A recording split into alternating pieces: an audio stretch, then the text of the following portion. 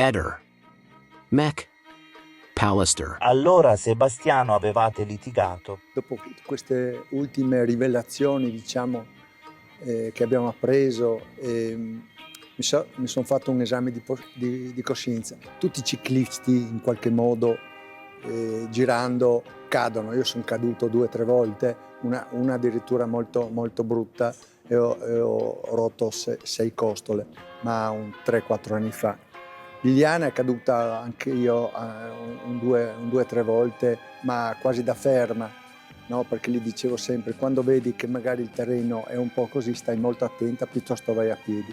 E lei lo faceva questo. Non lo so se è una cosa vecchia, non lo so se è una cosa vecchia o sembra di no. Allora se è una cosa di adesso bisogna indagare, vedere cosa può essere successo.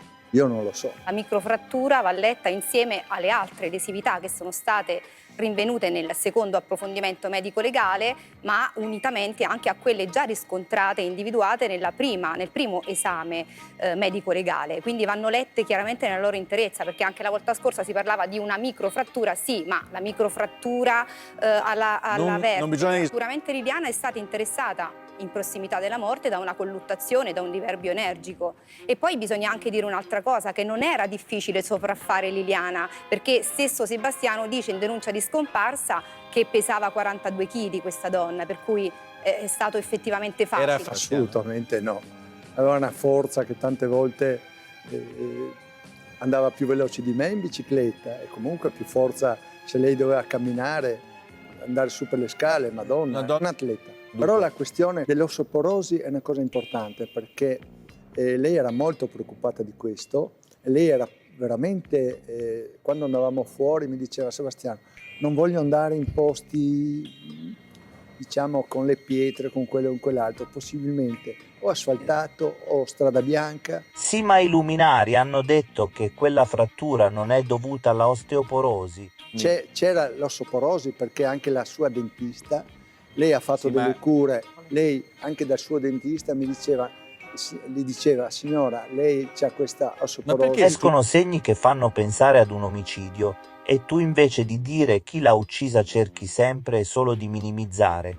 Chi vuoi prendere in giro? Ho premesso questo, ho detto in precedenza andava da una dentista che comunque frequentava, mi diceva io dovevo fare questa cura dell'osteoporosi con delle pastiglie, non so di cosa, così, che comunque dopo ho dovuto interrompere perché mi faceva più male che bene. Il suo alibi perfetto era compreso il giro della GoPro che ha fatto, famosa ormai, per dire ero qua, e a quell'ora. Il signore qua non ha neanche titolo di parlare di queste cose qua, lui non c'entra niente sulla nostra vita e di Liliana. Io ho pensato parecchio a queste cose qua, io purtroppo non ho questi video, mi sono stati presi, portati via tutto, io non ho niente. Avevi già fatto 449 video prima di quella mattina. Questo non posso saperlo, il numero seriale, tante volte fai, cancella, cioè queste cose qua magari. Io sono abituato a fare tantissime fotografie e con la GoPro non facevo solo video, facevo anche foto.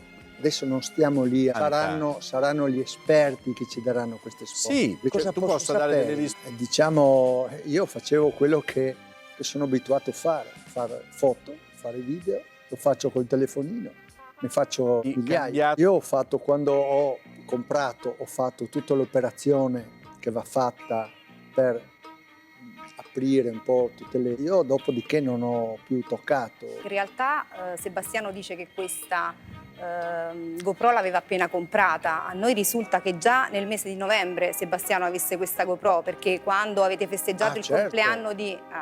quindi insomma che tu dici vado in giro per provarla il 14 di dicembre sembra alquanto particolare come cosa, perché quando Gabriella Micheli festeggia il suo compleanno tu già l'avevi, quando viene fatto quel video dove tua moglie si gira dall'altra parte quando tu la vuoi baciare, lo ricordiamo tutti, no? Tu già l'avevi il 23 di novembre con assoluta certezza, ma il vero problema di Sebastiano non è tanto questo alibi qui, perché questo alibi è chiaro che non esiste, perché è un alibi che a nostro avviso è già crollato. Il problema è dall'alibi ad andare indietro, cioè cosa fa Sebastiano quella mattina, perché alle 9:04 lui è in via Carducci, è astrattamente nello stesso luogo in cui è Liliana, e poi alle 9:12 è al magazzino. Lui dice che dopo via Carducci va alla galleria, alla pescheria della galleria di Goldoni di Viale Italia. In realtà lui lì non andrà mai, perché la dipendente dice che quando arriva alle 7:40 già trova i coltelli lì, quindi probabilmente è andato il giorno prima a portarli in quella pescheria. Poi va direttamente alle 9:12 lì al magazzino e poi tiene spento questo cellulare per 3 ore. Quindi il problema di Sebastiano è prima della barzelletta dell'alibi della GoPro, che Sebastiano abbia detto bugie agli inquirenti. Questo è un dato di fatto. Noi non stiamo dicendo che Sebastiano ha ucciso la moglie, ma stiamo dicendo sicuramente che andava indagato per le false dichiarazioni che lui ha reso agli inquirenti, dove quelle aule sono solenni e noi abbiamo il dovere di dire la verità in quelle aule, e lui non l'ha fatto. Sterpin è andato alla Wind il 14. Allora, la macchina di Claudio Sterpin viene vista sostare davanti alla Wind di via Battisti. Noi stiamo semplicemente valutando. Liliana non era una donna che condivideva la sua vita, ce l'hanno detto i suoi familiari, ce l'ha detto anche la cugina, che Liliana a cose già fatte poi metteva al corrente il resto della famiglia. Non esiste, ma le guarda, indagini non si fanno esiste anche così, nessuna no? storia Cioè, dobbiamo d'amore, intercalare nessuna storia d'amore, non esiste, nessuna storia, non ci sono prove, nessuno lo sapeva solo lui dopo.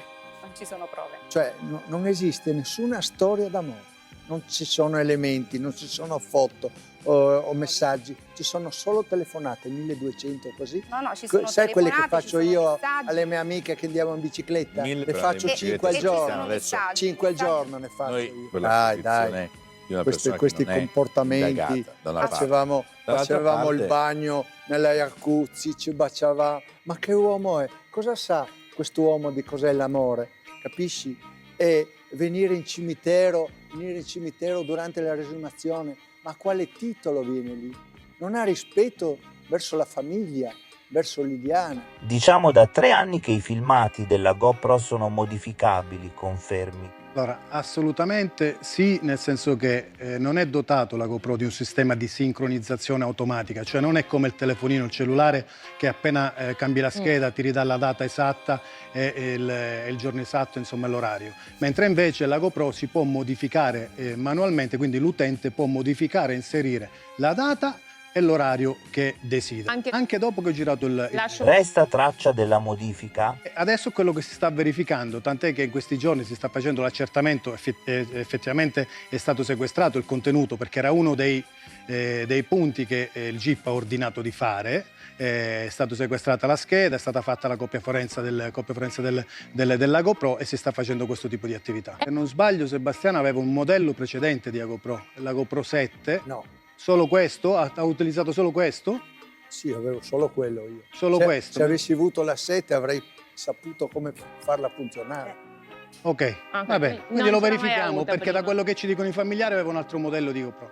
Lo verificheremo. Devo un pochettino capire. 7.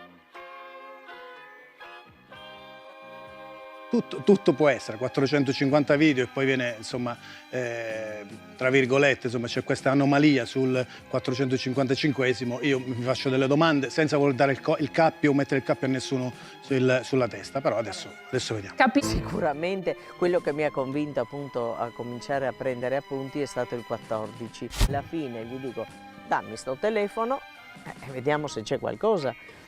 Vedo un numero, solo il numero, diciamo senza il nome della rubrica. Salvo era qua in piedi davanti il mobile, faccio tipo come per mostrarlo e mi fa così, perché lui logicamente ha parlato con Sterpin, quindi aveva il suo numero, poi conservato ancora in rubrica. Per il fatto che Sebastiano dice che non ha toccato il telefono, mi fa una parola un po' grossa. Mi ricordo che Liliana mi diceva spesso c'ho sempre qualcuno che mi tormenta, una, due, la terza volta io gli blocco il telefono perché non mi dice chi è, restava in silenzio. So che lei mi diceva a un certo punto queste persone che non conoscevo, io bloccavo il telefono, bloccavo il numero. Lui il 15, infatti, dice: sai, ho bloccato quel numero per sbaglio. Ma dico, come hai bloccato quel numero? E ho fatto perché non so usare il telefono. La domenica poi mi dirà: sai che ho sbloccato il numero? Ma come hai fatto a sbloccarlo? E dice: ho trovato come sbloccarlo. Mi ha sempre fatto strano che ci sia il PIN su quello in uso comune e che sull'iPhone, che ha l'amante, non ha l'amante, vuole conservare la sua privacy, non c'è il PIN. Ed è una cosa che, insomma, a me fa veramente strano. Io a questa signora non voglio neanche rispondere perché noi abbiamo un procedimento penale in atto, di conseguenza, però voglio fare una parentesi. Intanto quello era il telefono di mia figlia, era il telefono di mia figlia, che questo numero di mia figlia è sempre con gli 8 e col 7, solo invertiti. Di quale telefono parli? Samsung parliamo del Samsung. Io quell'altro non conoscevo il PIN, conoscevo questo qua perché era il PIN che usavamo io e mia figlia. Ecco. E questo io quando mia figlia è scomparsa, con un certificato di morte sono andato al coso, ho cambiato, ho messo al nome di Liliana questo telefono. E un'altra cosa che gli dice: io non ho mai toccato i telefoni, io non ho mai toccato i telefoni prima della scomparsa di Liliana. Di conseguenza io non ho mai messo le mani. Dopo, quando Liliana è scomparsa, certamente sì, io penso che questo numero, il nome di Sterpin l'abbia cancellato Liliana. Io penso che l'abbia fatto lei, assolutamente. E infatti quando io sono venuto a casa il pomeriggio, che ho visto i telefoni, che ho sentito squillare, ho visto questi numeri, erano solo i numeri senza nome. Sì. E questo cosa significa? Significa che Liliana ha cancellato il numero, ha bloccato il numero, l'ha cancellato dalla rubrica e dopo di conseguenza, attenzione, io ho risposto a Sterpin quando mi ha telefonato, perché non sapevo chi era questo qua, e lui mi ha detto, lui mi fa, sono Sterpin, sono a Basovizza, pranzo con mia figlia, ne parleremo. Ecco, questo è quello che mi ha detto lui. Dopo io l'ho chiamato, dopo un po' di tempo così, e di conseguenza lui non ha risposto. Dopo io ho bloccato quel numero lì. Quindi perché l'hai bloccato? No, perché non sapevo se era vero o se non era vero questa cosa qua. Quindi non l'hai bloccato? Perché ansimava al telefono? Agli inizi era così, no? Era così. Ma dopo... Con quanti numeri ti chiamava Sterpin?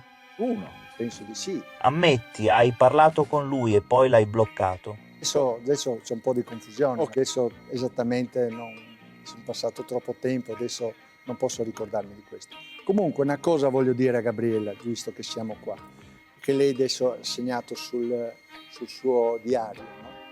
Avrà segnato sul diario che loro sono venuti a casa mia senza mettermi a conoscenza che Liliana era scomparsa. Perché se lei mi avrebbe detto: guarda, per me è la chiave di tutto, è la cosa più tremenda, perché io quando ho saputo della scomparsa di Liliana, ma molto tempo dopo, di conseguenza se lei me l'avrebbe detto, io certamente sarei andato in questura immediatamente. Ehi, non dimenticare di iscriverti a questo canale.